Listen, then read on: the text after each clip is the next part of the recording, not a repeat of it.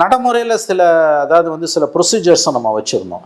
இப்போ கோயிலை திறந்து விடுறதாலேயே தீண்டாமல் ஒழிஞ்சிடுமானா ஒழியாது, நான் அதை ஒத்துக்கிறேன். நான் ஆனால் ஒரு கோயிலில் தீண்டத்தகாதவர்கள் என்று சொல்லப்படக்கூடிய அந்த மக்கள், தாழ்த்தப்பட்ட பழங்குடியின பட்டியலின மக்கள் உள்ளே போக முடியலன்னு ஒரு கோயில் கூட தமிழ்நாட்டில் இல்லைன்னு நம்ம ஒரு காலத்தில் பெருமையாக பேசிக்கிட்டோம். அப்படி ஏதாவது ஒரு நிலைமை ஏதாவது ஒரு கோயிலில் உருவாகுமே ஆனால் முதல் வேலை கலெக்டருக்கும் எஸ்பிக்கும் சம்பந்தப்பட்ட ஆதிக்க ஜாதிகளுடன் பேச்சுவார்த்தை நடத்துவது, அவர்கள் ஒப்புக்கொள்ள மறுத்தால் மறுபடியும் பேசுவது, அதுக்கும் அவங்க அடங்க மறுத்தால் இறுதி எச்சரிக்கை விடுப்பது.